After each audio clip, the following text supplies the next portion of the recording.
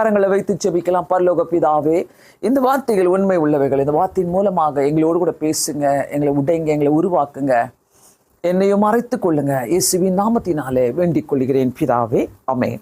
Praise the Lord. வந்திருக்கிற அத்தனை பேரையும் நாங்கள் ஆன்லைனில் இங்கேயும் சரி வந்திருக்கிற அனைவருமே நாங்கள் வரவேற்கிறோம்.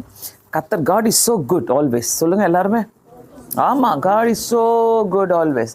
அவர் நல்லது செய்தாலும் கெட்டது செய்தாரோ நீங்கள் என்ன சொல்லுவீங்களோ தெரியாது. நமக்கு கர்த்தர் நல்லவராக இருக்கிறார். ஹல்லேலூயா.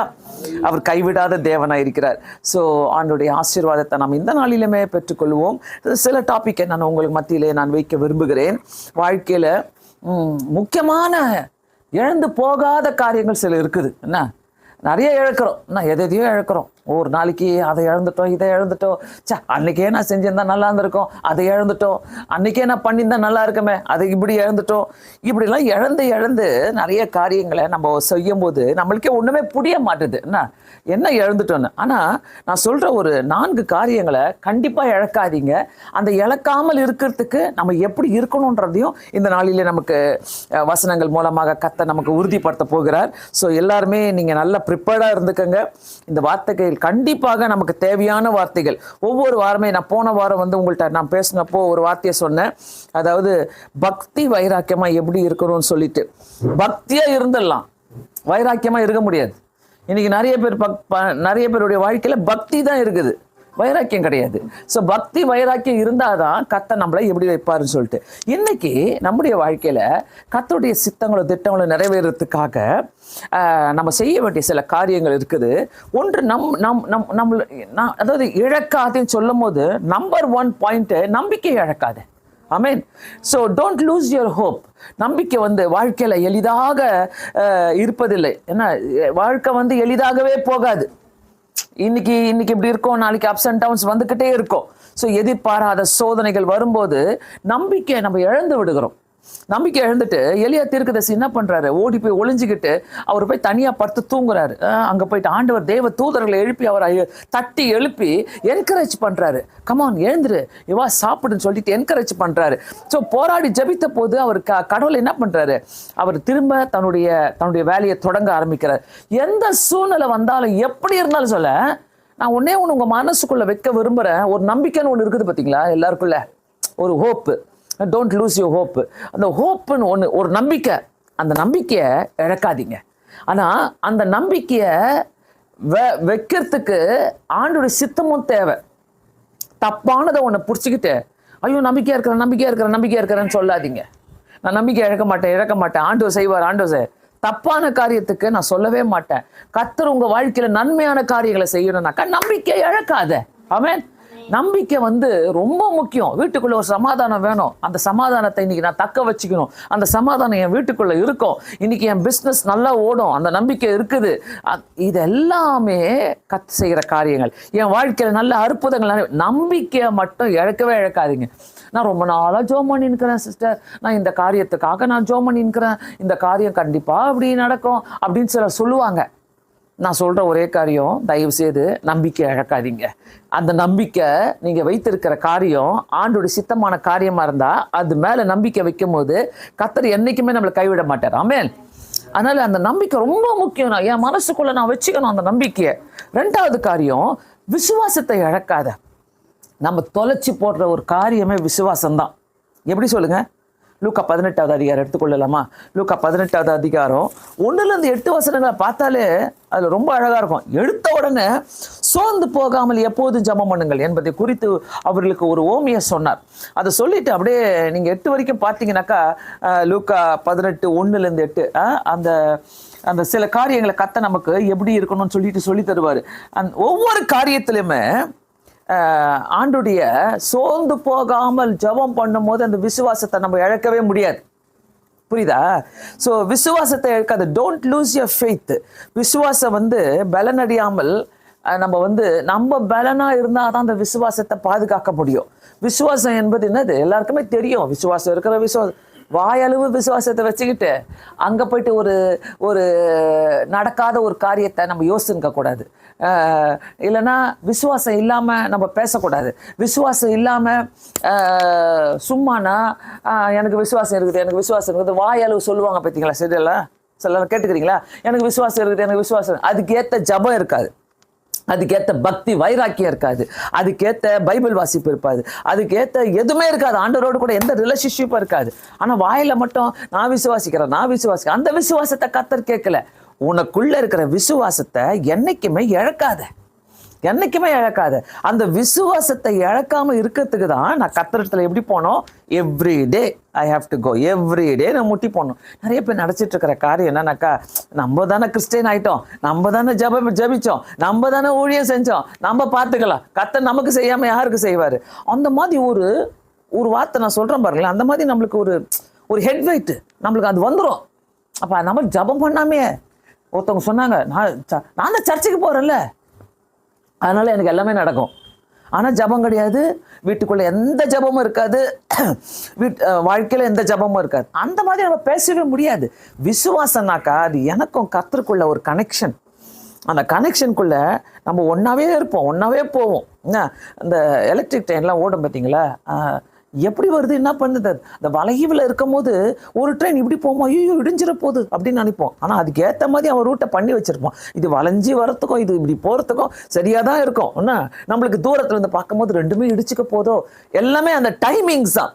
அழகாக டைமிங்ஸோடு அது அப்படியே அது பாட்டுன்னு கிராஸ் பண்ணி போயிட்டே இருக்கும். ஏன் ரோட்டில் வண்டிகளை ஓட்டும் போது நம்ம சென்னையிலலாம் சொல்லவே வேணாம், என்ன எப்போ எங்கே இடிச்சுப்பாங்களே தெரியாது. அப்படியே கிட்ட கிட்ட கிட்ட கிட்ட கிட்ட போவாங்க, ஒன்று இடிக்கிற மாதிரியே போவாங்க. சர்றன்னு போய் அப்படியே நிறுத்தி அப்படியே ஒரு ஒரு ஒரு சின்ன இழையில அப்படி நிறுத்திடுவாங்க. ஆனால் அப்படி அது மாதிரி ஒரு தைரியம். ஸோ நம்மளுடைய வாழ்க்கையில் பார்த்தீங்கன்னா என்ன வந்தாலும், ஏசப்பா நீங்கள் இதை செய்ய போறீங்க எனக்காக, இந்த ஜபம் செய்யாம நம்ம விசுவாசத்தை காப்பாற்ற முடியாது. மூணாவது காரியம், லக்கை இழக்காதே. Don't lose your focus. எத்தனை பேர் ஃபோக்கஸாக இருக்கிறீங்க? எனக்கு அது ரொம்ப பிடிக்கும். சின்ன வயசுலேருந்து எனக்கு ரொம்ப பிடிக்கும். Always want to be focused on something. So எத்தனை பேருக்கு அது பிடிக்கும்? நான் ஃபோக்கஸாக இருக்கிறேன் இந்த காரியத்தில். சிலர்லாம் பார்த்தீங்கன்னாக்கா தொடங்குவாங்க, ஆள் தான் காணா போயிடும், அது அந்த காரியமே இருக்காது. அந்த அந்த அந்த ஸ்டேபிளாக இருக்கிற புத்தி இருக்காது. நான் இதில் தான் இருக்கணும், இதில் தான் போகணும். அதனால தான் நிறைய பேருக்குள்ள அந்த பக்தியாக இருக்க முடியல. நான் அப்படியே கண்டினியூ பண்ணுற மாதிரி இருக்குது பாருங்களேன். சில பாயிண்ட் எல்லாம் அந்த பக்தியாக இருக்க முடியல. ஏன்னாக்கா அந்த நம்மளுக்குள்ள ஒரு ஃபோக்கஸ் இருக்காது. அந்த ஃபோக்கஸ் இல்லைனாக்கா நம்ம எதையுமே எல்லாமே என்ன பண்ணோம், பாதி வழியில் போயிட்டு அறுந்து விழுந்துடும், பாதி வழியில் போயிட்டு அது நின்றுடும், பாதி வழியில் போயிட்டு அது வேலை செய்யாது. ஸோ ஃபோக்கஸ்னா நான் ஒரு காரியத்தில் ஃபோக்கஸாக இருக்கிறேன்னு மட்டும் கிடையாது, அந்த ஃபோக்கஸை அடுத்த லெவலுக்கு நான் எப்படி எடுத்துகிட்டு போகிறேன், தட் இஸ் இம்பார்ட்டண்ட். அதுதான் ரொம்ப முக்கியம். ஸோ வாழ்க்கையில் தயவுசெய்து இங்கே இருக்கிற வாலிப பிள்ளைங்களோ ஆன்லைனில் இருக்கிறவங்க கூட கண்டிப்பாக நீங்கள் யோசிங்க. நான் ஃபோக்கஸ்டாக இருக்கிறேன்னு மட்டும் பேசாதீங்க. It's all practical words. வாயில் சும்மா சொல்லிக்க வேண்டிய ப்ராக்டிக்கல் வேர்ட். ஃபோக்கஸாக இருக்கிறீங்கனாக்கா எந்த விஷயத்தில் ஃபோக்கஸாக இருக்கிறீங்க, எப்படி ஃபோக்கஸாக இருக்கிறீங்க, எதுக்காக ஃபோக்கஸாக இருக்கிறீங்க, அந்த ஃபோக்கஸை நான் அடுத்த லெவலில் ஹையர் லெவலில் நான் எப்படி கொண்டு போகணும், அது ரொம்ப முக்கியம். அந்த ஃபோக்கஸ் இல்லைனாக்கா ஹையர் லெவலில் போகிற ஃபோக்கஸு, இந்த ஃபோக்கஸ் இல்லைனாக்கா அப்போ நான் ஃபோக்கஸாக இருந்து வேஸ்ட். புரியுதா நான் சொல்கிறது? நான் நிறைய ஆட்களை நான் பார்த்துருக்குறேன். நான் ஃபோக்கஸ்டாக இருக்கிறேன். என்ன ஃபோக்கஸ்டாக இருக்கிற, எதுக்கு ஃபோக்கஸ்டாக இருக்கிற, எந்த காரியத்தில் ஃபோக்கஸ்டாக இருக்கிற, அந்த வார்த்தையை யூஸ் பண்ணுறதுனால வாட் இஸ் த வேல்யூ, அந்த வார்த்தைக்கு என்ன வேல்யூ கொடுக்குற நீ? ஃபோக்கஸ்டாக இருக்கிற அந்த ஃபோக்கஸ்டாக இருக்கிறதுக்காக வேலை செய்கிறியா, அந்த ஃபோக்கஸ்டாக இருக்கிறதுக்காக ஜபம் பண்ணுறியா, அந்த ஃபோக்கஸ்டாக நான் இருக்கிறேன்னு சொல்கிறதுக்காக அதில் நிறைய நம்ம இன்புட் போடுறோமா, என்ன பண்ணுறோம்? அதான் ஃபோக்கஸ்டாக இருக்கிறேன். எத்தனை வருஷமாக ஃபோக்கஸ்டாக இருக்கிற, எப்படி ஃபோக்கஸ்டாக இருக்கிற? ஸோ இதெல்லாம் நிறைய ப்ராக்டிக்கல் இஷ்யூஸ் நம்ம இதெல்லாம் திங்க் பண்ணணும். ஆண்டுக்குள்ளே நம்ம இருக்கும் போது கண்டிப்பாக இதுக்கெல்லாம் நிறைய வசனங்கள் எடுத்துக்காட்டலாம். பட் நான் இது போகும்போது நான் உங்களுக்கு சில வசனங்கள் எடுத்துக்காட்டுறேன். நான்காவது காரியம், ஆவிக்குரிய ஜீவியத்தை இழக்காது. Don't lose your spiritual life. இந்த 4 காரியம் ரொம்ப முக்கியம். ஆவிக்குரிய ஜீவியத்தை நம்ம இழந்துட்டாலே கம்பல்சரி வாழ்க்கையில் இதுக்கு முன்னாடி பார்த்த எல்லாத்தையும் இழந்துட்டோன்னு அர்த்தம். 3 காரியங்க: நம்பிக்கை, விசுவாசம், அப்புறம் என்ன, ஃபோக்கஸ், லக்கை நோக்கி ஓடு. இந்த 3த்தையும் இழந்துட்டோன்னு அர்த்தம். ஸோ ஆவிக்குரிய ஜீவியத்தை நம்ம என்னைக்கு இழக்கிறோமோ நம்ம என்ன பண்ணுறோம், எல்லாத்தையும் இழக்கிறோம். எவ்ரிதிங் கோஸ் டவுன். எப்போ ஜப வாழ்க்கை போதோ லக்கு போயிடுச்சு, எப்போ பைபிள் வாசிப்பு போச்சோ நம்பிக்கை போயிடுச்சு, எப்போ ஆண்டவரோடு கூட பேசுறது, ஆண்டவரை நம்பி விசுவாசிக்கிறது, ஆண்டவர் பின்னாடி ஓடுறதெல்லாம் முடிஞ்சிச்சோ இது எல்லாமே முடிஞ்சிச்சு. ஸோ அதனால் இது எல்லாத்தையும் நம்ம தக்க வச்சுக்கணும்னாக்கா நம்மளுக்குள்ள தேவைப்பட்டது ஆவிக்குரிய ஜீவியம். ஆமென். அந்த ஆவிக்குரிய ஜீவியத்தில் நான் எப்படி இருக்கிறேன், ஆவிக்குரிய ஜீவியத்தில் நீங்கள் எப்படி இருக்கிறீங்கனாக்கா சிலருடைய ஸ்டேட்டஸை பார்த்தாலே கண்டுபிடிச்சிடலாம். நான் என்ன சொல்கிறீங்க? அப்போ நாளையிலேருந்து வசனம் போட ஆரம்பிச்சிடாதீங்க பாஸ்டர் பார்க்குறாங்கன்னு சொல்லிட்டு. I can understand that. என்ன நீ யாருன்னு சொல்லி எனக்கு ஆல்ரெடி புரியும், என்ன ஆல்ரெடி தெரியும். அதனால் சிலருடைய ஸ்டேட்டஸை பார்ப்பேன். ஐயோ இங்கே கையை தட்டி ஜோம் பண்ணவங்கலாம் பார்த்தீங்கன்னா ஃபுல்லாக சினிமா பாட்டில் தான் ஓடி இருக்குது அவங்களுக்குலாம். அதனால் பார்க்குறதே நிறுத்திட்டேன் அவங்களுடைய ஸ்டேட்டஸ் எல்லாம். சிலரை என்னை ஹைட் பண்ணிவிட்டு மற்றவங்க கேட்பாங்க அவங்க ஸ்டேட்டஸை பார்த்தீங்களா, எனக்கு காட்டலையே அப்படின்னு நான், எனக்கு காட்டலையே, அப்போ என்ன ஹைட் பண்ணிடுவாங்க. இந்த மாதிரி திருட்டு கொட்டுகளும் இருக்கிறார்கள். என்ன ஸோ இந்த மாதிரி சிலர் பார்த்தீங்கன்னாக்கா வேறு எதையோ போடுவாங்க. ஏன்னா அதனால் நல்லா புரிஞ்சுக்கங்க, ஆண்டவர் நம்மளுடைய ஸ்டேட்டஸை பார்க்குறாரு. என்ன நான் பார்க்குறேன்னு இல்லையோ, கர்த்தர் நீ எந்த ஸ்டேட்டஸில் இருக்கிறன்றத அவர் பார்க்குறாரு. அவருக்கு தெரியும் அந்த ஸ்டேட்டஸில் நம்ம எப்படி பக்தியாக இருக்கிறோன்றத அவருக்கு தெரியும். பைத்திய மாதிரி இருக்கிறோமா பக்தியா, இல்லை சும்மா டைமுக்கு பக்தியாக இருக்கிறோமா அப்படின்ட்டு ஆண்டவருக்கு நல்லாவே தெரியும். ஸோ அதனால் பக்தியாக இருக்கிறதும் விசுவாசத்தோடு இருக்கிறதும் ஆவிக்குரிய ஜீவியத்தில் வாழ்கிறதும் உலகத்திலேயே ரொம்ப கஷ்டம். ஒத்துக்கிறீங்களா? ஜாலியாக இருக்கிறது ரொம்ப easy.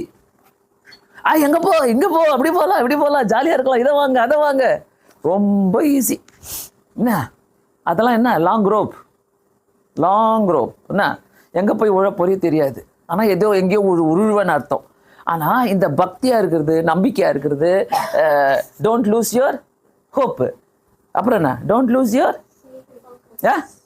Faith, don't lose your focus, don't lose your spiritual life. இந்த 4த்தையும் நம்ம ஃபோக்கஸ்டாகவே இருக்கணும் எப்போ பார். அந்த 4 மேலே ஃபோக்கஸ்டாக இருந்தாதான் நம்ம ஏதோ ஒரு லக்கை நம்ம அடைய முடியும். ஆனால் ஏதோ ஒரு பெரிய ஆசீர்வாதத்தை அடைய முடியும். எனக்கெல்லாம் எப்பொழுதுமே ஒன்று ஆசை என்னன்னாக்கா, கர்த்தர் எனக்கு என்ன வச்சுக்கிறாரோ அதுதான் நிறைவேறணும். பாஸ்டர் அப்படி மட்டும் சொல்லாதீங்க, மனசு வலிக்குது. என்ன எதுக்கு வலிக்குது? நான் எவ்வளோ கனவுல இருக்கிறேன், எவ்வளோ ஃபோக்கஸில் இருக்கிறேன், எவ்வளோ காரியத்தில் இருக்கிறேன், அதெல்லாம் நிறைவேறணும் பாஸ்டர். இல்லை எனக்கு ஏன்னா கர்த்தர் குட்டியாலும் தரமாட்டார், நான் யோசிக்கிற மாதிரிலாம் தரமாட்டார். கர்த்தர் தந்தால் பெருசாக சூப்பராக தருவார். ஆமேன். கர்த்தர் தரதெல்லாம் எல்லாமே சாட்டிஸ்ஃபைடாக இருக்கும். ஆமேன். ஸோ இந்த 4 காரியங்களை நான் இழக்கவே கூடாது. நம்பிக்கை, விசுவாசம், என்னுடைய லக்கு, ஆவிக்குரிய ஜீவியம், இதெல்லாம் நான் இழந்தாலே ஐ எம் டவுன். இதுக்கு எல்லாத்துக்கும் முன்னாடி ஆவிக்குரிய ஜீவியத்தில் நான் எந்த விதத்திலும் இழக்கவே கூடாது.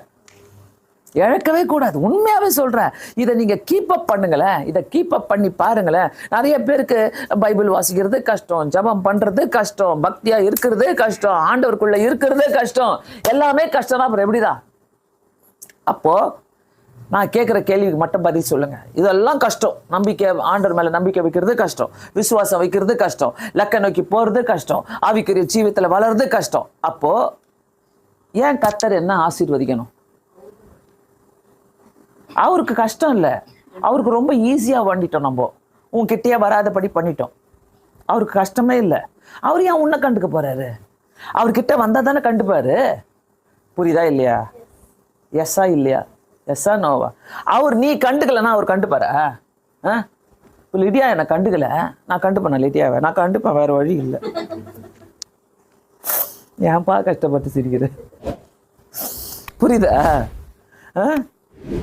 என்ன தீபிகா, நான் கண்டுக்கலனாக்கா கண்டுப்பாங்களா திருப்பி? அவங்க தான் கண்டுக்க மாட்டாங்களா, நான் ஏன் கண்டுக்கணும்? மனுஷக்கிட்ட சொல்கிறீங்களே, அவங்க பார்க்காத மாதிரி போகிறாங்க ரோட்டில், நம்ம ஏன் கண்டுக்கணும் சொல்கிறீங்களே? கர்த்தரும் அதே தான். ஹலோ, கர்த்தரும் அதே தான். நீ சர்ச்சுக்கு போக மாட்டேன்னு சொல்கிறியா? ஆண்டோடைய வார்த்தை கேட்க மாட்டேன்னு சொல்கிறியா? ஊழியம் செய்ய மாட்டேன்னு சொல்கிறியா?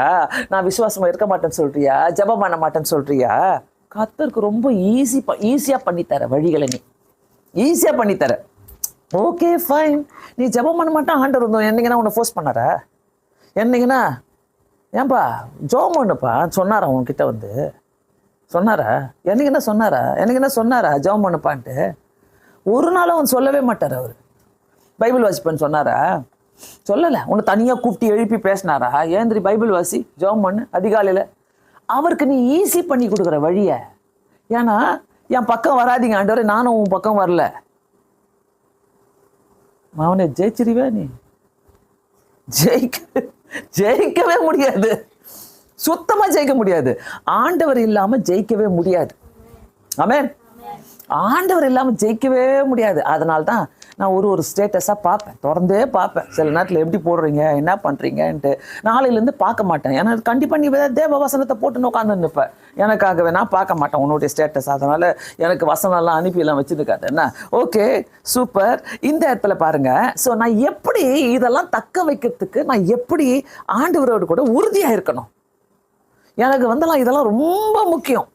எனக்கு சோறு இருக்குதோ, எனக்கு பணம் இருக்குதோ, எனக்கு என்ன இருக்குதோ எனக்கு தெரியாது. நான் ஆண்டவருக்குள்ள உறுதியாக இருக்கணும்.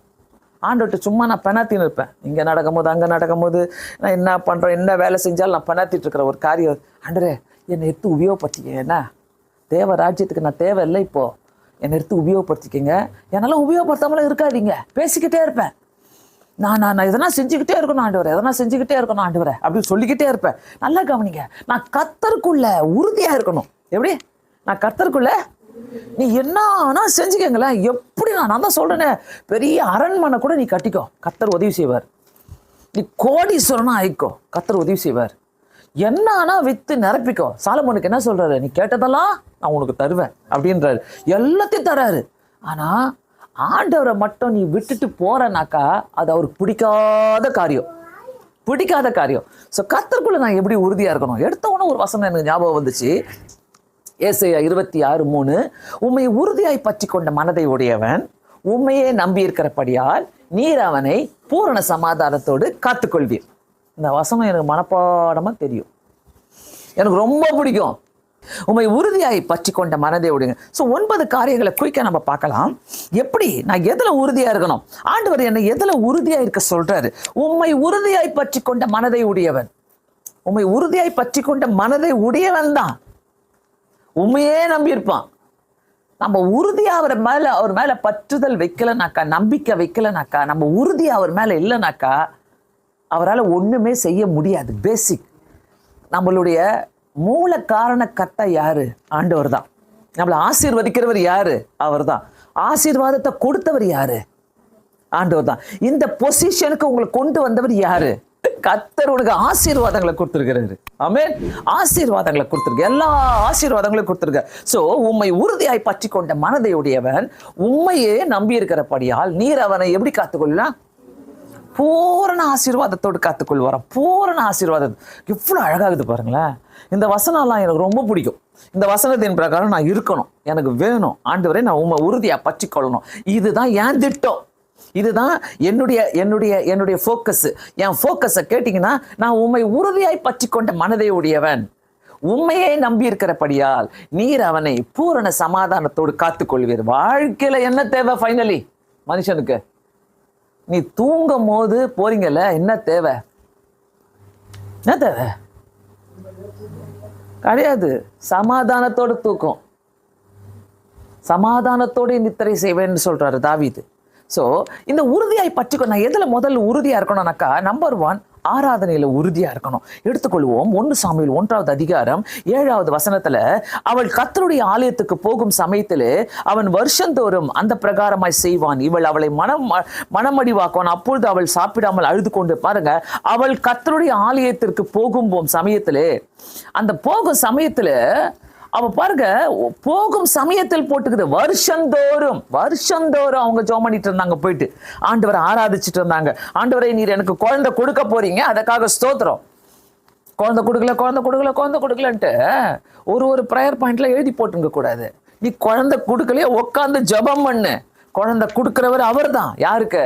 அவங்களுக்கா இவங்களுக்கா? யாருக்கு? குழந்தை இல்லாதவங்களுக்கு குழந்தை கொடுக்கிறவர் அவர் தான். ஸோ நீங்க உட்காந்து ஜெபம் பண்ணும் போது கர்த்தர் அன்னாளுக்கு எப்படி உதவி செஞ்சாரோ, கர்த்தர் அவங்கள ஆராதனை பண்ணிட்டே இருந்தாங்க. ஆண்டவரை துதிச்சுட்டே இருந்தாங்க. ஆண்டவர்கிட்ட அழுது கேட்டுட்டே இருந்தாங்க. அடுத்தது பார்த்தீங்கன்னா சாத்ராக் மேஷாக் ஆபேத்நேகோ ஆராதனையில உறுதியா இருந்தாங்க. போடும் போது 3 பேர் அக்னியில, நேச்சர் வந்து சொல்றான், உள்ள குதிச்ச உடனே அங்க பாரு 3 பேர் பாரு, ஒன்னும் இல்லாம ஆக போறாங்க பாரு, கரிஞ்சு போக போறாங்க பாரு. அப்புறம் திருப்பி அதே நேச்சர் எழுந்து என்ன பாக்குறாரு, என்னையா நான் 4 பேரை பாக்குறேன்னு உள்ள, யாரு அது, இன்னொருத்தர் யாரு, தேவ சாயலா இருக்குது அது, அதுதாங்க கர்த்தரு. நீ ஆராதனையில உறுதியா இருக்கும் போது உன் கூட 2வது ஆளா, உன் கூட துணையாளாக ஆண்டவர் சுத்திக்கிட்டே இருப்பாரு, கூட இருந்துகிட்டே இருப்பாரு. ஆமென். மாத்தவே மாட்டார் கர்த்தர், மாத்தவே மாட்டார். 2வது காரியம், அன்பிலே உறுதியாயிருங்கள். ரூத்து எழுதின புஸ்தகம் 1வது அதிகாரத்துல 16-17 பாத்தீங்கன்னாக்கா, 16-17 ரொம்ப அழகா சொல்லுகிறது. 16-17 அதற்கு ரூத், நான் உம்மை பின்பற்றாமல் உம்மை விட்டு திரும்பி போவதை குறித்து என்னோட பேச வேண்டாம். நீர் போகும் இடத்திற்கு நான் வருவேன், நீ தங்கும் இடத்திலே நான் தங்குவேன். உம்முடைய ஜனம் என்னுடைய ஜனம், உம்முடைய தேவன் என்னுடைய தேவன். அது அப்படியே வாசித்தீங்கன்னாக்கா அந்த அவளுடைய உறுதியை நம்ம பார்க்கலாம். 18வது வசனத்துல, அவ தன்னோட கூட வர மன உறுதியா இருக்கிறதை கண்டு அப்புறம் அதை குறித்து அவளோட ஒன்றும் பேசவில்லை. உறுதினாக்கா ஒரு அன்புல உறுதி. அவங்க அம்மா கூட போல, அக்கா கூட போல, ரூத் தன்னுடைய மாமியாரோடு கூட போறதுக்கு உறுதியா இருந்தால் அன்பு. சோ நம்ம கிறிஸ்துவின் அன்புல உறுதியா இருக்கும் போது, நான் சொல்றேன், வாழ்க்கையில கவலையே கிடையாது, வாழ்க்கையில கவலையே கிடையாது. கிறிஸ்துவின் அன்புல உறுதியா இருங்க. இந்த கிறிஸ்துவ தெரிஞ்சவங்க எல்லாருமே கிறிஸ்துவ மட்டும் ஒதுக்கி வைக்காதீங்க. கிறிஸ்துவ ஒதுக்கி வச்சீங்கன்னா உங்களை ஒதுக்கி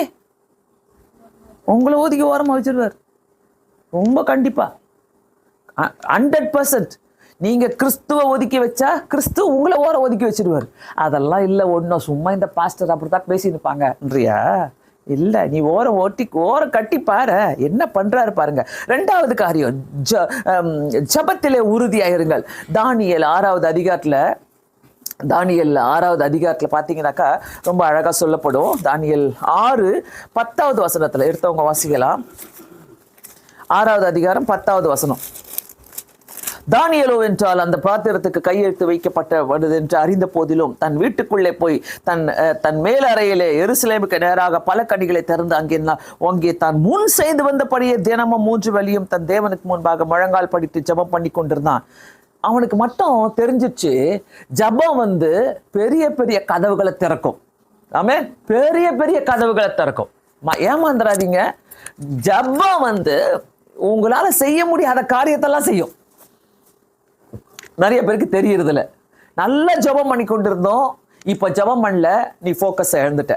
நல்லா நான் பக்தியா இருந்தேன், இப்ப என்னால பக்தியா இருக்க மாதிரி நீ போக்கஸ் இழந்துட்ட.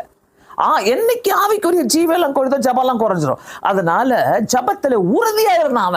அவனுக்கு தெரியும், அவனை போட்டு சிங்ககபில போட போறாங்க, அவனை ஒன்னையில ஆக்க போறாங்க, அவனுக்கு கையெழுத்து போட்டாச்சு பத்திரத்துல, எல்லாமே தெரியுது. அவன் சொல்றான் பாருங்க, தானியேலோ என்றால் அந்த பத்திரத்துக்கு கையெழுத்து வைக்கப்பட்டது என்று அறிந்த போதிலும் தான் தினமும் செய்து வந்தபடியே 3 வேளையும் ஆண்டவரை நோக்கி ஜெபித்து கொண்டிருந்தான். சோ நான் சொல்றேன், இந்த மாதிரி ஒரு பக்தி உறுதியோடு இருக்கிறனாக்கா நம்ம ஒரு கிறிஸ்தவங்களா வாழலாம். இல்லைன்னா நம்ம ஓட்ட கிறிஸ்தவங்க. எல்லாரும் என்ன கிறிஸ்தவம்? ஓட்ட பாத்திரத்தை வீட்டில் என்ன பண்ணுவ? ஓட்ட சட்டியை என்ன பண்ணுவீங்க? ஓட்ட ஃப்ளாஸ்க்கு என்ன பண்ணுவீங்க? பார்த்துன்னு இருக்கிறீங்க. நாங்கள் வச்சுப்போம் பாஸ்டர்ன்றீங்களா? கைலாங்கடிக்கு போடுவீங்களா இல்லையா? அப்போ கிறிஸ்துவுக்குள்ள நீ ஓட்டானா நீ எங்க போடணும்? கைலாங்கடையில தூக்கி போடு. உன்ன ரெடியா? நீ தூக்கி போடு உன்ன கைலாங்கடையில. நீ தேவை இல்லை. எத்தனை ரூபாய்க்கு உன்னை விற்கிறாங்களோ வித்துன்னு போட்டோம் சாத்தான் உன்னை. நல்லா தெரிஞ்சுக்கங்க. உனக்குள்ள இந்த மாதிரி ஒரு ஃபோக்கஸோ, ஒரு விசுவாசமோ, நம்பிக்கையோ, கர்த்தருக்குள்ள ஒரு உறுதியோ உங்களுக்குள்ள இல்லைனாக்கா, ஓட்ட பாத்திரம் 1 ரூபாய் தூக்கி போட்டா 2 ரூபாய். சின்ன வயசுலலாம் சொல்லுவோம்ல நம்ம, ஓட்ட பாத்திரம். இந்த ஓட்ட பாத்திரமா இருக்கிறதுக்கு ஐயோ வேஸ்டியா, எதுகியா? சிலர்லாம் நல்லா சாப்பிடுவாங்க, நல்லா போவாங்க, சும்மா அப்படி இருப்பாங்க, அப்படி போவாங்க. ஒரு ஜபம் பண்ண சொல்லுங்களேன், வாங்க, ஆச்சரியமா இருக்கும். என்னடா சரீரம் இவ்வளவு பெருசாகுது, நல்லா கத்துறாங்க, மிரட்டுறாங்க, எல்லாம் பயங்கரமா பண்றாங்க. ஜபம் பண்ண சொன்னா எலிக்குட்டி மதி பண்றாங்களேன்னு பாத்துக்கிறீங்களா? ஓட்ட பாத்திரம். நான் நினச்சிப்பேன் இது ஓட்ட பாத்திரம் போல. தெரியாம அந்த அந்த ஒரு ஐக்கியத்துல இருந்துக்கணும், அந்த ஒரு பெரிய ஒரு மதிப்பா இருந்துக்கணும், அந்த அந்த கூட்டத்துல இருந்துக்கணும், ஒரு கிறிஸ்தவ கூட்டத்துல இருந்துக்கணும், ஒரு சர்ச்சுக்குள்ள பெருசா இருந்துக்கணும், பெரிய ஆளா இருந்துக்கணும். அந்த மாதிரிதான் ஜபமானலாம் வராது. நீ கிறிஸ்துவுக்குள்ள இருந்தா மட்டும்தான், உறுதியா இருந்தா மட்டும்தான், ஜபத்துல உறுதியா இருந்தா மட்டும்தான், அன்பில உறுதியா இருந்தா மட்டும்தான், ஆராதனையில உறுதியா இருந்தா மட்டும்தான் உங்களால உறுதியா கிறிஸ்துவுக்குள்ள நிக்க முடியும். ஆமென். இல்ல நான் ரொம்ப கஷ்டம். ஓகே, அடுத்தது உத்தமத்தில் உறுதி. யோபு 2:9 எடுத்துக்கோங்க. யோபு போலலாம் ரொம்ப கஷ்டம். யோபு 2வது அதிகாரம் 9வது வசனத்துல அவங்க வைஃபே திட்டி போடுறாங்க. என்ன, நீ எதுக்கு இதை விட்டுட்டு வா. 9வது வசனம், அப்போது அவள் மனைவி அவளை பார்த்து, நீர் இன்னும் உம்முடைய உத்தமத்திலே உறுதியா நிற்கிறீரோ, தேவனை தூஷித்து ஜீவனை விடும். இந்த மாதிரி ஒரு வைஃப் கட்சா என்ன பண்ணுவீங்க? இந்த மாதிரி ஒரு புருஷன் கஷ்டம் என்ன பண்ணுவீங்க? ஒரு வியாதி வந்துச்சு, ஒரு ஒரு சோதனை வந்துச்சு, என்ன அவர் உங்க புருஷனோ உங்க மனைவியோ வந்து சொல்றாங்க, நீர் ஏன் உத்தமத்தில் இவ்வளோ வைராக்கியமா இருக்கிறீர்? அந்த நாள்ல கட்டபொம்மன் பேசின மாதிரி, நீர் ஏன் இவ்வளவு உத்தமத்தில் வைராக்கியமா இருக்கிறீர், நீ தூஷித்து ஜீவனை விடுமே. அப்படி கட்டபொம்மன் மாதிரி பேசிட்டு போனா என்ன பண்ணுவீங்க? ஸ்கூல்ல என்ன கட்டபொம்மன் மாதிரி நடிக்க வச்சாங்க ஒரு நாள். அதனால இந்த மாதிரி டைலாக்லாம் நான் பேசியிருக்கிறேன். அதனால தான் எனக்கு இப்ப பேச வருது அது மாதிரி. ஸோ கொஞ்சம் யோசிங்கள, நீர் ஏன் உத்தமத்தில் இருக்கிற, இன்னுமா பக்தியா இருக்கிற, இன்னுமா வேதத்தை வச்சிட்டு இருக்கிற, இன்னுமா ஜபம் பண்ற, உங்களுடைய தேவரை தூஷித்து உயிரை விடுன்றா பாருங்க அவளை. இந்த மாதிரி வைஃப் வேணுமா உனக்கு? இந்த மாதிரி ஒரு ஹஸ்பண்ட் வேணுமா? நீ வேணா உன்னை தொத்துறன்னு சொல்லிட்டு தொத்தி விடு, ஜீவனை விடுமா. எப்படி சொல்லித்தரா பாருங்க. ஆனா அவ என்ன சொல்றா, அவ அறிக்கைடுறா பாருங்க, நீர் ஏன் இன்னும் உத்தமமாய் இருக்கிறீர், நீர் ஏன் இன்னும் உத்தமத்திலே நிற்கிறீர், இன்னும் உத்தமத்திலே உறுதியாய் நிற்கிறீரோ, அதனால்தான் உம்மை உறுதியாய் பற்றி கொண்ட மனதை உடையவன் உண்மையே நம்பி இருக்கிறபடியால் நீர் அவனை பூர்வ சமாதானத்தோடு காத்துக் கொள்வீர். கர்த்தர் என்ன பண்றார்? யோபு கடைசியில 3 மடங்கு ஆசீர்வதிக்கிறார், பெரிதாக ஆசீர்வதிக்கிறார். 7வது காரியம், சுவிசேஷத்தை அறிவிப்பதிலே உறுதி. கண்டிப்பா எடுத்துக்கொள்வோம். அப்போஸ்தலர் 4வது அதிகாரம் 20வது வசனம், நாங்கள் கண்டவைகளையும் கேட்டவைகளையும் பேசாமல் இருக்க கூடாதோ என்றார்கள்.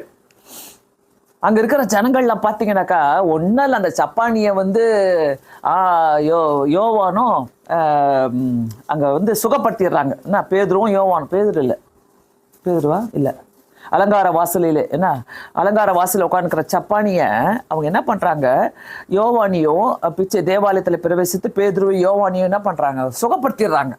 அந்த சுகப்படுத்தின அந்த அந்த அந்த சப்பானியை பார்த்து நிறைய பேர் ஆண்டவரை ஏத்துக்கிறாங்க, விசுவாசிக்கிறாங்க.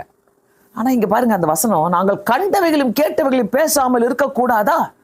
பேசிதான் ஆகணும். எத்தனை அதிசயங்களை அனுபவிச்சிங்க, எத்தனை பேர் அதிசயம் அனுபவிச்சு ஒரு 6 மாசம் ஆயிடுச்சு பாஸ்டர்ன்றீங்க, எத்தனை பேர் சொல்றீங்க ஒரு 3 மாசம் ஆயிடுச்சு பாஸ்டர் அற்புதம்லாம் அனுபவிச்சு. கத்தை சேர்ந்து டெய்லி அற்புதம். நம்ம உயிரோட போயிட்டு உயிரோட வர பார்த்தீங்களா, டெய்லி அற்புதம். வழியில் எந்த ஆக்சிடென்ட்டும் இல்லாமல் நம்மளை பாதுகாத்துக்கொள்ற பார்த்தீங்களா, டெய்லி அற்புதம். நீங்கள் கேட்கணும். சில ப்ரேயர் பாயிண்ட்ஸ் எல்லாம் என்னால் சில நேரத்தில் உட்காந்து அப்படியே என் மண்டையை உடையிற மாதிரி இருக்கும். அவ்வளோ யோசிப்பேன், ஐயோயோ ஆண்டவரே, இப்படி இல்லாமல் உலகத்தில் வாழ்ந்துட்டு இருக்கிறாங்க, இவ்வளோ மோசமாவா, இப்படி மாட்டிட்டு இருக்கிறாங்களே. சிலரெல்லாம் பாவத்தில் மாட்டிக்கிட்டு முழிச்சுக்கிட்டு எனக்கு ஃபோன் பண்ணுவாங்க, எனக்கு கடவுள் மன்னிச்சிருவாரா, நான் இப்படி மாட்டிட்டு இருக்கிறேன், இந்த மாதிரி பாவத்தில் நான் மாட்டிட்டு இருக்கிறேன்னு, எப்படி நான் வெளியே வர்றது, வெளியே வரவே முடியாது, சான்ஸே இல்லைன்னு வாங்க, வெளிலவே வர முடியாது. எப்படிதான்?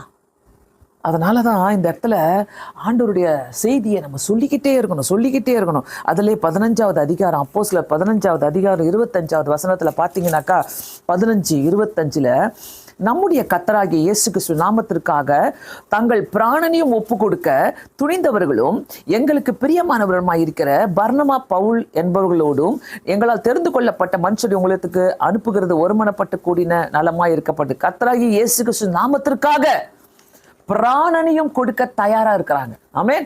தங்களுடைய பிராணனையும் கொடுக்க தயாரா இருந்தாங்களாம். அதனால இப்படி ஒரு சுவிசேஷத்திற்காக ஒரு வைராக்கியம். ஸோ சுவிசேஷத்துல உறுதியா இருக்கும் போது உன்னை அசைக்கவே முடியாது. நம்ம நினைக்கிறதெல்லாம் வேற. நம்ம ஓடிட்டா இங்க நல்லா இருக்கும், அங்க போய் ஜெபம் பண்ணிடலாம், இங்க போய் ஜெபம் பண்ணிடலாம், இங்க ஓடிடலாம், அங்க ஓடலாம். இல்லை, சுவிசேஷத்தை அறிவிக்கிறது வந்து ஒரு கிஃப்ட். எல்லா கிஃப்ட்ல விட இந்த சுவிசேஷத்தை அறிவிக்கிற கிஃப்ட் ஒன்று இருக்குது பார்த்தீங்களா, அது வந்து பாஸ்டர் தான் கிடையாது. ஆண்டவர் என்ன சொல்றாரு, உலகமெங்கும் சென்று சுவிசேஷத்தை அறிவிங்கள். என்ன? சுவிசேஷத்தை அறிவிங்க. நீ யாரை பார்க்குறியோ உனக்கு சுவிசேஷம் தான். யாரெல்லாம் பார்க்குறியோ அவங்கெல்லாம் உனக்கு சுவிசேஷம். இப்போ வந்து நம்ம ஒரு பிஸ்னஸ் செய்கிறோன்னாக்கா, இங்கே இருக்கிற பிஸ்னஸ் பீப்புளுக்கு நான் இதை சொல்லலை, நம்ம பிஸ்னஸ் செய்கிறோன்னாக்கா நம்ம எப்படி பார்ப்போம்? எல்லாரையும் உள்ளே நுழைஞ்சவங்களெல்லாம் நம்ம ஆஃபீஸ்க்கு வராங்க, நம்மக்கிட்ட பேச வராங்க, அவங்கள எப்படி பார்ப்போம்? ஃபஸ்ட்டு கஸ்டமராக பார்ப்போம். என்ன? நல்ல கஸ்டமர் வந்துக்கிறாங்க. என்ன? அவங்க எதனா பேசும்போது நீங்கள் என்ன செய்கிறீங்க, நம்ம என்ன பண்ணுவோம்? டப்படப்படப்படன்னு அடிக்கிடுவோமா இல்லையா? நம்ம அருமை பெருமைலாம் அடிக்கிட்டு அப்புறமா என்ன பண்ணுவோம்? நம்ம ஏதாவது இவங்கக்கிட்ட பிஸ்னஸ் வருமா, இவங்க ஏதாவது பிஸ்னஸ் கொடுப்பாங்களா, அப்படி தானே பார்ப்போம். நல்லா புரிஞ்சுக்கங்க, சுவிசேஷம் உனக்குள்ளே இருக்கும் போது, நீ இதை அறிவிக்கும் போது, எப்படி நீங்கள் வாஞ்சியாக இருக்கிறீங்களோ ஒரு பிஸ்னஸை பண்ணி நான் சம்பாதிக்கணும்னு என்ற வாஞ்சியாக இருக்குதோ, ஆட்டோமேட்டிக்காக இந்த சுவிசேஷம் உங்ககிட்ட அந்த வெளியே போகும்போது உனக்குள்ள அத்தனை ஆசீர்வாதங்களையும், நீ கேட்காத ஆசீர்வாதங்களை கத்த தருகிற தேவனாக இருக்கிறார். நான் பெற்றுக்கொண்டேன். அப்படித்தான். எனக்கெல்லாம் எந்த கியூலையும் நிற்கலை, எந்த இன்டர்வியூக்கு போல, எதையும் நான் செய்யலை. நான் போய் ஜஸ்ட்டு ஆண்டோடைய சுவிசேஷத்தை அறிவித்தேன். That's all. He did everything. மற்றதெல்லாம் அவர் பார்த்துக்கினார். என் மேலே, நம்ம மேலே விழுந்த கடமை. ஆல்ரைட், நம்ம மேலே விழுந்த கடமை அது. பவுல் அடிகளார் அதான் சொல்கிறாரு, சுவிசேஷத்தை அறிவிக்காவிட்டால் எனக்கு ஐயோ. ஸோ சுவிசேஷத்தை உறுதியாய் அறிவிப்பதில் உறுதி வேணும். அதே மாதிரி 8வது காரியம் முன்ன சொன்ன மாதிரி தான், விசுவாசத்தில் உறுதி. மத்தேயு 15வது அதிகாரம் 27வது வசனத்தை எடுத்துக்கொண்டீங்கன்னாக்கா, மத்தேயு 15:27 வசனம், 15:27 பார்த்தீங்கன்னாக்கா, அதற்கு அவள், மெய்தான் ஆண்டவரே, ஆகிலும் நாய்க்குட்டிகள் தங்கள் எஜமானின் மேஜையிலிருந்து விழும் துணிக்கைகளை தின்னுமே என்றார். இயேசு அவளுக்கு பிரதியுத்தரமாக, ஸ்ரீயே, உன் விசுவாசம் பெரிது, நீ விரும்புகிற பதியை உனக்கு ஆக கடவுது என்றார். அந்நேரமே அவள் மகள் ஆரோக்கியமானாள். ஹல்லேலூயா. ரொம்ப ரொம்ப எனக்கு பிடிக்கும் இது. ஏன்னா அவங்க போகும்போது, ஆண்டவர்கிட்ட போகும்போது எல்லாரும் விரட்டி அடிக்கிறாங்க. எல்லாரும் போ நிற்காத, ஆண்டவர்கிட்ட சொல்கிறாங்க, இவன் என்ன நம்ம பின்னாடியே வந்துட்டு இருக்கலாம்ல ஆண்டவரே, எதுக்காக சும்மா வந்து துரத்தி அனுப்புங்க ஆண்டவரை அவளை அப்படின்ட்டு விரட்டி அடிக்கிறாங்க. ஆனால் அந்த இடத்துல அவள் விடவே இல்லை ஆண்டவரை. கடைசியாக ஆண்டவர் கூட அந்த நேரத்தில் சில அந்த முன்னாடி வசனங்களை பார்த்தீங்கன்னா, ஆண்டவர் கூட அவளுக்கு ஒன்றும் சொல்லலை. அதுக்கப்புறமா அப்படியே பேசிட்டே போகிறாங்க, கான்வர்சேஷன் நடந்துகிட்டே இருக்குது. அவள் பின்னாடி துரத்துக்கிட்டே போகிற ஆண்டவர், தன்னுடைய மகளுக்காக அவள் துரத்துக்கிட்டே போகிற ஆண்டவர்கிட்ட. ஆனால் கடைசியில் அவள் வாங்கின சர்டிஃபிகேட் என்ன தெரியுமா? உன் விசுவாசம் பெரியது, உன் விசுவாசம் பெரியது. கர்த்தர் உங்களையும் என்னையும் பார்த்து இந்த வார்த்தை சொல்லணும், உன் விசுவாசம் உன்னை விருத்து பெரியது. எத்தனை பேருக்கு சொல்லுவார்? கை தூக்கிட்டு எல்லாரும். நான் சொன்னதுனால நீ தூக்க முடியாது. அந்த மாதிரி ஒரு விசுவாசம் தான். நீ நைட்டும் பகலும் ஜெபம் பண்ணிட்டு எப்படி வந்திருப்ப, எப்படி இருந்திருப்ப? ஜெப வாழ்க்கை எங்கே போச்சு? ஜெபத்தில் உறுதியாக இருந்த நாட்கள் எங்கே போச்சு? விசுவாசத்தில் உறுதியாக இருந்த நாட்கள் எங்கே போச்சு? இந்த வாரமாக நான் கேட்டுட்டேன். இந்த வாரமாக தானே பேச போகிறீங்க, அடுத்த வாரமாக தானே பேச போகிறீங்க, பார்த்துக்கலாம். இல்லை, வித்தியாசமாக இருங்க, வித்தியாசமாக வாழுங்க, வித்தியாசமாக ஆண்டவருக்காக செய்யுங்க, வித்தியாசமாக உங்கள் எண்ணங்களை மாற்றுங்க. உங்கள் எண்ணங்களை எப்படிலாம் மாற்றலாம் தெரிஞ்சா ஆச்சரியமாக இருக்கும். என்னெல்லாம் யாருன்னா கேட்டால், நீ என்ன அம்மா செய்கிற, என்ன செய்கிற, இன்னும் வேலை என்ன? ஐயா, நான் சுவிசேஷகனுடைய வேலை செய்கிறேன். நான் ஒரு ஆண்டவரோட பற்றி அறிவிக்கிற வேலையை செஞ்சுட்டு இருக்கிறேன், வேற எதுவும் பெருசாக செய்யலை. நீங்கள் யாரு? ஐயோ, ஆண்டவருக்கு ஸ்தோத்திரம். ஆண்டவரே, உங்கள் வார்த்தையை அறிவிக்கிறதுல இவ்வளோ பெரிய பாக்கியம் எங்களுக்கு கிடைக்குதே, இவ்வளோ பெரிய பாக்கியம். உண்மையாக சொல்கிறேன், ஆண்டவர் அந்த இன்னும் உயர்த்த வல்லவராக இருக்கு. அதை மறந்துடாதீங்க, என்னைக்குமே மறக்காதீங்க, ஒரு நாள் கூட மறக்காதீங்க.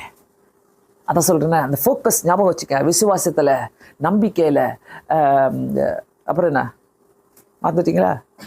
ஆவிக்குரிய ஜீவியத்தில், உங்கள் லெக்கில், இதில் எல்லாத்துலேயுமே நம்ம ஃபோக்கஸ்டாக இருக்கும் போது நம்மளை கர்த்தர் எல்லாத்தையும் நம்மளை உறுதியாக வைப்பார். ஸோ விசுவாசத்தில் கண்டிப்பாக அந்த லேடியை பார்த்து சொல்கிறாரு, நீ விரும்புகிறபடியே உனக்கு ஆக கடவுது. உங்கள் விசுவாசத்தில் உறுதியாக இருக்கும் போது நம்ம விரும்புகிறபடியே கர்த்தர் நமக்கு செய்கிற தேவனாக இருக்கிறார். அந்த மகளுக்கு சுகம் கிடைச்சிது ஆண்டவர்கிட்ட. அந்த மகளை உடனே சுகத்தை கொடுத்தாரு. அந்த தேவைக்காக அவள் ஓடுறான் ஆண்டவர் பின்னாடியே. ஆண்டவரே, என் மகளுக்கு சுகம் வேணும் ஆண்டவரே, என் மகளுக்கு சுகம் வேணும் ஆண்டவரே, கர்த்தர் செய்யட்டும் சொல்லுங்க. ஆண்டவரே, நீர் இதை செய்ய வல்லவராக இருக்கிறீர் என்று சொல்லுங்க. ஆண்டவருக்கு நன்றி. கர்த்தர் பெரிய காரியங்களை செய்ய தேவனாக இருக்கிறார்.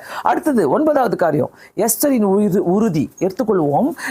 எஸ்தர் புஸ்தகம் 4வது அதிகாரம், எஸ்தர் 4வது அதிகாரத்தில் 10வது வசனம் 16வது வசனம் அவ பண்ற ஒரு தியாகம் இருக்குது பார்த்தீங்களா? பயங்கரமான ஒரு தியாகம் பண்ணி, நானும் என் தாதிமாரும் உபவாசம் பண்ணுவோம், இவ்விதமாய் சட்டத்தை மீறி ராஜாவின் இடத்துல பிரவேசிப்பேன், நான் செத்தாலும் சாகிறேன் என்ற ஒரு தியாகம்.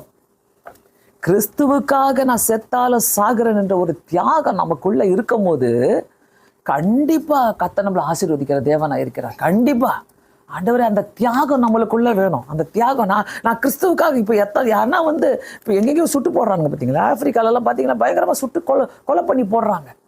கிறிஸ்தவங்களை பார்த்தாலே அந்த மாதிரி கொலை பண்ணி போடும்போது என்ன பண்ணுவீங்க? இங்கே இருக்கிறவங்களா ஒரே ஓட்ட துண்டக்கான துணியக்கானோ, ஐயோ வேணாப்பா இயேசுவே எனக்கு இதெல்லாம் வேணாப்பா. எத்தனை பேர் நிற்பீங்க? எனக்கு சுடுறா பரவாயில்ல, எத்தனை பேர் நிற்பீங்க? ஒரு